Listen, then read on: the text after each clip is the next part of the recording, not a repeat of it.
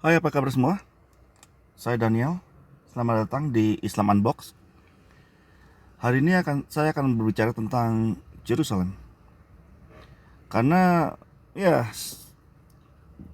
sudah seminggu lebih ini terjadi perperangan di Yerusalem. Jadi saya pikir saya mau mengklarifikasi Yerusalem itu untuk siapa sih? Ini cuma untuk umat Kristen dan yang mengaku Muslim. Bukan untuk orang Hindu, bukan untuk orang Buddha. Cuma untuk yang Muslim dan yang Kristen. Pertama, saya mau kasih lihat pembacaannya di Al-Quran sendiri. Ya, surah Al-Maidah ya, chapter 5. Saya akan mulai dari ayat 20. Saya pakai ini beberapa Inggris translasi dan beberapa Indonesian supaya kita bisa mudah membandingkan maknanya. Jadi kita bisa lihat Israel itu untuk siapa. Sekarang kita pakai bahasa Indonesia dulu dari King Farhad Quran Kompleks. Ini bahasa Indonesia di sini. Tunggu sebentar. Ini bahasa Indonesianya di sini. Ini lagi ya, surah Al-Maidah ayat 20. Saya bacakan. Dan ingatlah ketika Musa berkata kepada kaumnya. Sini kita bisa lihat kaumnya. Hai kaumku, ingatlah nikmat Allah atasmu ketika Dia mengangkat nabi-nabi dan lalu dan dijadikannya kamu orang-orang merdeka. Dan diberikannya kepadamu apa yang belum pernah diberikannya kepada seorang pun di antara umat-umat yang lain. Translasi yang satunya itu juga sama, hampir sama. Kita bisa lihat Musa berkata kepada kaumnya. Kaumnya tuh siapa? Orang-orang Yahudi, Jew, right? Nah, sekarang kita lihat ayat selanjutnya. Di ayat 21. Ini. Hai kaumku, masuklah ke tanah suci yang telah ditentukan Allah bagimu dan janganlah kamu lari ke belakang karena takut kepada musuh. Dan ini dalam kurung ya, tapi saya tetap harus kasih lihat supaya sedikit mengerti apa konteksnya. Maka kamu akan menjadi orang-orang yang rugi. Dan ini Indonesian Islamic Affairs Ministry juga hampir sama terjemahannya. Jadi itu yang suruh masuk itu Allah sendiri, bukan kemauan mereka. Orang-orang Israel disuruh masuk ke tanah suci. Ini sebenarnya dalam kurung ini ada Palestina, supaya ini untuk mengelabui orang-orang Muslim ya. Sebenarnya ini terjemahannya salah. Karena ini maka itu dalam kurung. Itu di dalam kurung, kata yang di dalam kurung itu tidak ada di terjemahan bahasa Arab. Itu ditambahkan oleh penterjemah untuk menyesatkan. Kita bisa lihat dari ini tanah suci itu yang benar tuh tanah suci, bukan Palestina. Ini kita lihat dari bahasa Arabnya. Kita bisa coba ya, dengerin satu per satu bahasa Arabnya. Mungkin biarpun kita nggak bisa bahasa Arab, kita bisa tahu lah kalau Palestina di Alkitab dibilangnya Filistin. Kalau bahasa Arabnya kalau nggak salah tuh Filastin. Ya, kita lihat. Ya qaumi, ya qaumi. Ya kaumi, oh my people, right? Itu artinya oh kaumku, hai kaumku, ya kan? Udkhulu al-arda al-muqaddasata allati kataba Allahu lakum wala adbarikum fatanqalibu khasirin. Nah, seperti yang Anda semua bisa dengar, tidak ada satupun kata yang mengatakan Filistin atau Palestina. Ya. Jadi ini cuma ditambah-tambahin aja supaya orang tersesat ini. Orang bisa tersesat gara-gara ini. Itu kita lihat, kalau kita lihat bahasa Inggrisnya, menurut Abdul Halim, my people, yang pertama ini ya, terjemahan yang pertama, my people go into the Holy Land which God has ordained for you. Do not turn back or you will be the losers. Nah, itu pengertian yang sebenarnya ini yang Abdul Halim yang paling mirip sama bahasa Arabnya. Bahasa Arabnya mirip sama Abdul Halim. Ya, kadang-kadang yang penterjemah ini kurang ajar ya menurut saya. Mereka tambah-tambahin sendiri. Nggak tahu kenapa. Contohnya Muhammad Hijab ini yang terjemahan ketiga ya, kita lihat. My people enter the Holy Land which Allah has assigned to you. Ini sekarang kita lihat. And fight the disbeliever on it. Nah, ditambahin dalam kurung. Tapi kata dalam kurung ini tidak ada. Mana kata kafir atau kufar? Nggak ada. Kita bisa dengerin sekali lagi. Ya qaumi udkhulu al-arda al-muqaddasata allati kataba Allahu lakum wala tartaddu ala adbarikum fatanqalibu khasirin. Nah, jadi kita bisa lihat, kita bisa dengar sendiri bahasa Arabnya. Itu tidak ada kata disbelievers atau kafir, kufar. Tidak ada. Kata Palestina pun tidak ada. Ya.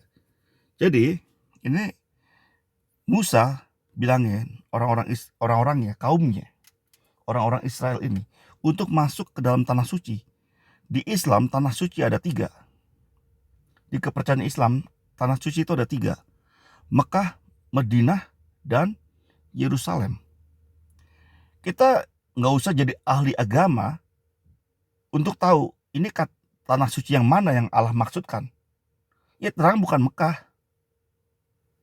bukan Madinah, tapi Yerusalem. Orang-orang Israel ini baru keluar dari Mesir, disuruh masuk ke dalam tanah suci. Dan kita lihat ayat selanjutnya, kita bisa lihat, supaya kita bisa lihat konteks. Karena kadang-kadang ada orang Islam, oh kita harus lihat konteksnya itu apa. Nah sekarang kita lihat konteksnya. Ayat 22 pakai bahasa Indonesia ya, yang dari Indonesian Islamic Affairs Ministry. Mereka berkata, wahai Musa, sesungguhnya di dalam negeri itu ada orang-orang yang sangat kuat dan kejam. Kami tidak akan memasukinya sebelum mereka keluar darinya. Jika mereka keluar dari sana, niscaya kami akan masuk. Jadi kita bisa lihat dari sini, di dalam tanah itu ada orang-orang kuat dan kejam. Dan orang-orang Israel ini takut untuk masuk. Kalau mereka udah keluar, kami masuk. Tapi Allah suruhnya gimana? Allah suruh masuk, jangan takut. Kita balik lagi nih ke ayat yang sebelumnya. Jangan kamu berbalik ke belakang. Masuk, jangan berbalik ke belakang. Nah, jadi orang-orang Israel ini menentang apa yang Allah perintahkan. Karena mereka tidak mau masuk. Allah nyuruh masuk, mereka tidak mau masuk. Kita baca ayat selanjutnya, ayat 23.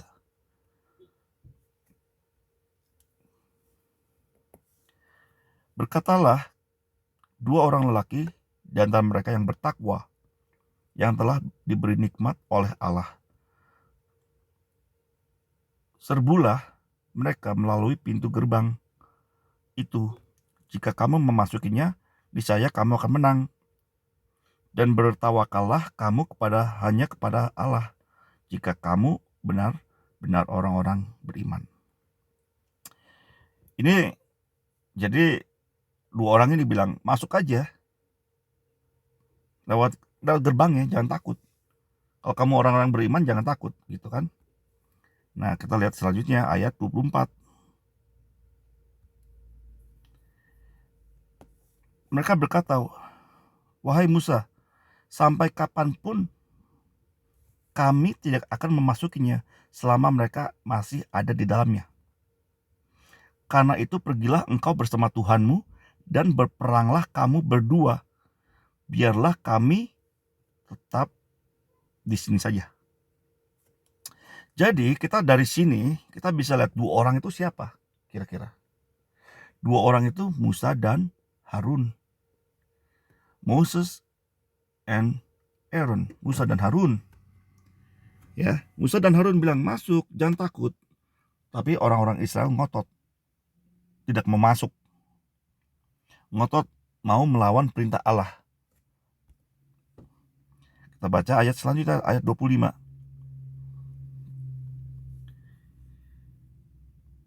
Dia berkata, Musa, ya Tuhanku, aku hanya menguasai diriku sendiri dan saudaraku. Harun, ya kan? Sebab itu pisahkanlah antara kami dengan orang-orang fasik itu.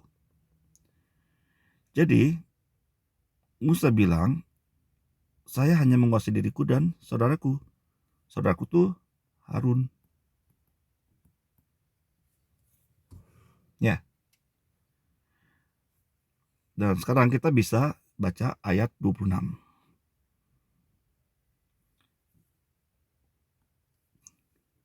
Allah berfirman, jika demikian, maka itu terlarang buat mereka selama 40 tahun.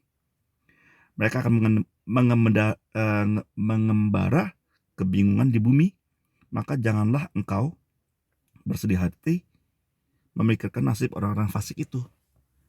Mereka akan mengembara 40 tahun. Ini dibilang. Mereka nggak akan masuk negerinya. Kenapa 40 tahun? Itu nggak dijelaskan di sini, tapi dijelaskan di dalam Alkitab. Nanti kita bisa lihat. Sekarang kita balik dulu ya ke Al-Quran. Kita balik dulu ke ayat 19. Ayat 20 maksud saya. Jadi ini ayat 20 ini penting juga. Ini kita lihat nih terjemahannya orang untuk bahasa Indonesia ya. Dua-dua, ada cuma dua. Ini King Farhad sama Indonesian Islamic. Kita akan baca ini saya mau tunjukkan gimana orang itu menerjemahkan salah. Dan itu saya yakin itu disengaja. Karena supaya orang-orang tuh salah ngerti. Saya kasih contoh ya. Ini baru satu ayat ya.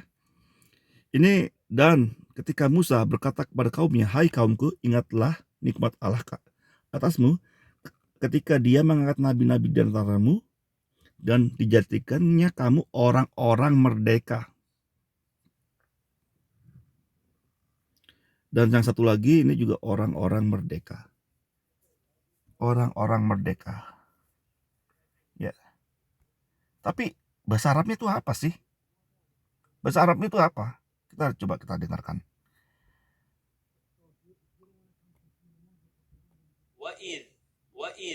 قال موسى لقومه يا قوم اذكروا نعمة الله عليكم إذ جعل فيكم أنبياء وجعلكم ملوكا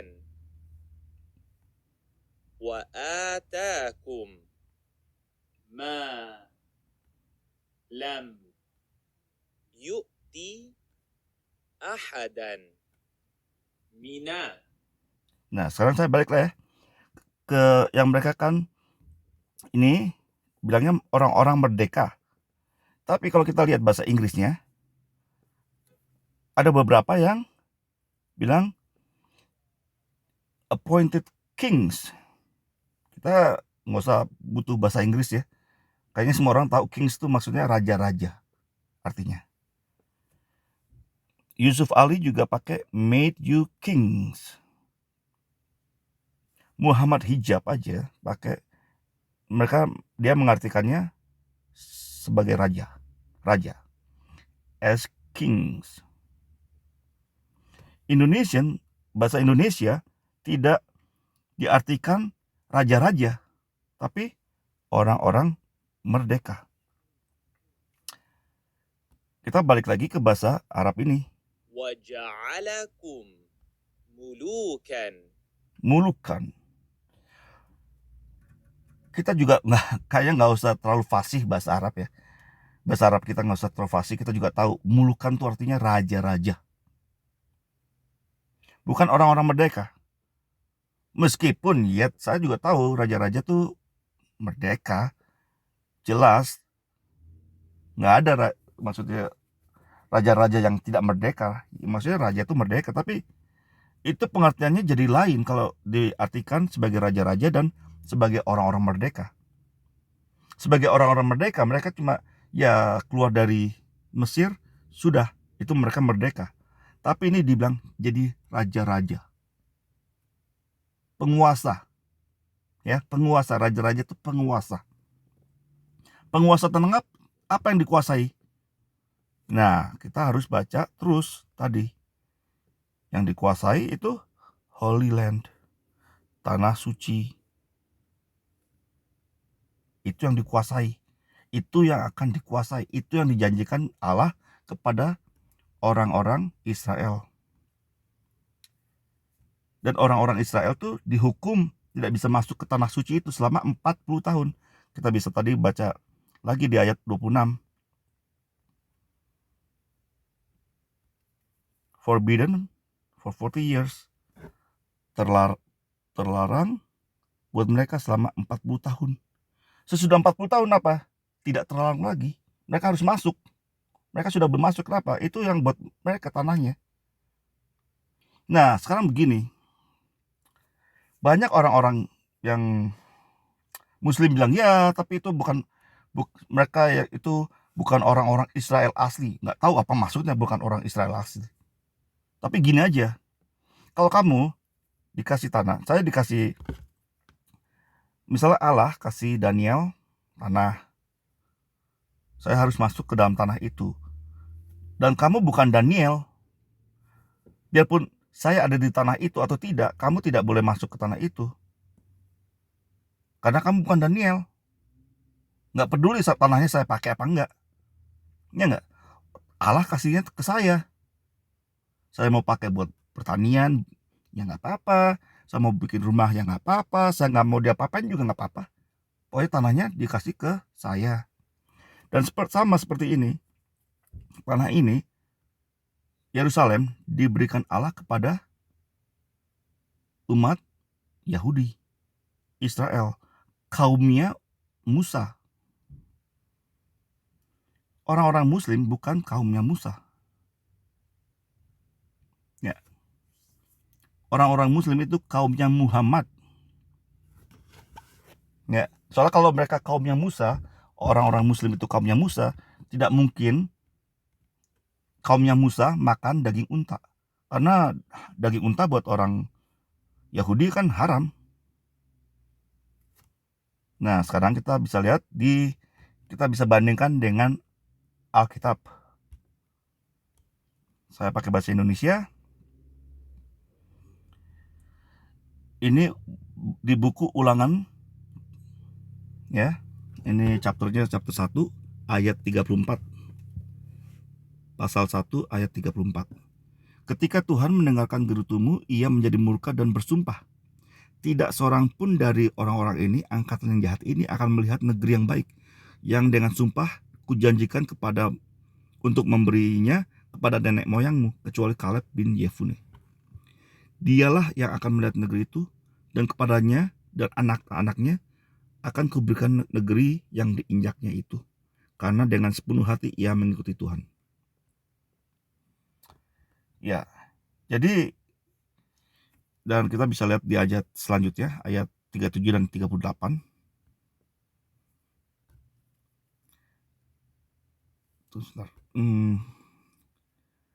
Juga kepadaku Tuhan murka oleh karena kamu, dan ia berfirman, juga engkau tidak akan masuk ke sana. Yosua bin Nun, pelayanmu, dialah yang akan masuk ke sana. Ini siapa yang tidak akan masuk sana? Musa. Musa pun tidak akan masuk ke sana. Dan kita lihat di buku Yosua ayat pasal 5 ayat 6. Saya perbesar supaya lebih gampang. Sebab 40 tahun lamanya orang Israel itu berjalan melalui padang gurun, sampai habis mati seluruh bangsa itu, yakni prajurit yang keluar dari Mesir, yang tidak mendengarkan firman Tuhan. Karena mereka itu, Tuhan telah bersumpah bahwa ia tidak akan mengizinkan mereka melihat negeri yang dijanjikan Tuhan, dengan bersumpah kepada nenek moyang mereka, akan memberinya kepada kita, suatu negeri yang berlimpah-limpah susu dan madunya. Jadi ini sudah diterangkan di Alkitab juga. Orang-orang Israel yang menentang Allah dengan tidak mau memasuki negeri itu, tidak diperbolehkan oleh Allah untuk melihat negeri itu. Dan mereka mengembara selama 40 tahun. Sampai semua orang itu mati, dan anak-anaknya lah yang masuk. Ya. Jadi itu penjelasannya dari Alkitab. Dan kalau Anda Muslim, mungkin Muslim kan nggak percaya Alkitab ya. Jadi ini bisa lihat sendiri dari surah Al-Maidah. Ini ayat 20 sampai 26. Ini dijelaskan. Biarpun mungkin penjelasannya nggak sedalam Alkitab, tapi sedikit banyak mirip lah. Ya. Jadi kalau Anda pikir Anda Muslim dan Anda harus berpihak kepada yang Muslim, Anda itu menentang surah Al-Maidah ayat 20 sampai 26. Ini. Nah, kalau misalnya surat Al-Maidah itu dari Allah, Anda ya menentang Allah. Ini soal Yerusalem ini mudah ya. Sebenarnya jangan dibikin untuk politik, kecuali yang kalau mau Anda politikus ya, mau jadi terkenal, boleh Anda tuh bercuap-cuap belain yang mana lah, terserah. Tapi kalau Anda percaya Al-Quran atau Alkitab, Anda harus membela Israel. Karena kalau Anda mau Israel keluar dari Yerusalem, berarti Anda menentang Allah. Dan kamu lihat sendiri, Anda bisa lihat dari Al-Maidah dan Alkitab, yang menentang Allah itu tidak akan melihat tanah suci, tidak akan masuk ke dalam tanah itu, dibiarkan mati di padang gurun oleh Tuhan. Musa pun tidak masuk ke dalam tanah suci, tidak masuk ke dalam Yerusalem. Musa itu matinya tidak jauh dari Yerusalem. Ya. Jadi Semoga ini bisa dimengerti untuk saudara-saudara yang Muslim dan yang Kristen. Kalau yang kurang mengerti tentang masalah Palestina, ini masalah Palestina pun ini bukan dari tahun 1948 saja ya. Ini banyak orang yang mikir ini. Tapi ini dari Al-Quran sekitar 1400 tahun yang lalu, dan dari kitab dari Taurat sekitar 3000 lebih tahun yang lalu, 3500 tahun yang lalu sudah dibilang ini tanah untuk siapa. Dan kalau ada yang masih ragu, tolong ingat-ingat cerita Daud dan Goliat. Kalau bahasa Arabnya itu Daud sama Jalut kalau nggak salah. Daud sama Jalut itu bisa dilihat. Daud itu raja Israel, Jalut itu pahlawan jenderalnya orang-orang Filistin. Apa yang Tuhan lakukan? Daud itu menang. Itu 3200 tahun yang lalu. Sekitar segitu ya, 3000 tahun yang lalu. Dan sekarang pun Israel tuh masuk lagi ke dalam tanah yang dijanjikan pada tahun 1948 setelah dicerai-beraikan oleh Turki sekitar tahun 1000-an, dan maka banyak yang dipaksa untuk masuk jadi Islam, masuk jadi sebagai Muslim. Dan kalau ada yang kurang tahu tentang Umar, ya Khalif Umar ya, Umar ibn Al-Khattab, itu mereka di bawah Umar, mereka mencaplok Yerusalem. Ya, mencaplok tahun 650. Jadi tahun 650 Masehi dan tahun 1000 Masehi, orang-orang Yahudi ini tercerai-berai ke segala macam, ke Maroko, ke Eropa, banyak kemana-mana, karena dicerai-beraikan oleh Umar dan Turki, Ottoman ya. Ottoman Empire kuat sekali waktu itu ya. Nah, kita harus ingat sejarah. Sejarah itu kita jadi supaya tahu dan bisa belajar. Bukan untuk cuma lulus tes saja terus nanti supaya bisa naik kelas ya, atau bisa ke tingkat yang selanjutnya. Bukan itu aja, tapi itu banyak pelajaran-pelajaran yang lebih penting daripada cuma untuk di sekolah. Jadi kita bisa tahu yang mana yang harus kita bela. Jadi untuk saudara-saudara Muslim itu mudah saja. Ini simple banget ya. Kalau kamu pro Palestina, artinya kamu melawan Allah dan Quran. Kalau kamu pro Israel, artinya kamu membela Allah dan Quran. Jadi untuk bisa mengerti lagi, tinggal baca surah Al-Maidah ya, Quran chapter 5 ayat 20 sampai 26. Dan dari itu kita bisa mengerti lebih banyak. Cuma 7 ayat, tapi kita bisa mengerti banyak dari 7 ayat saja. Kalau kamu benar-benar Muslim, kamu akan baca dan kamu niscaya kamu akan mengerti. Terima kasih untuk mendengarkan. Tuhan berkati semua.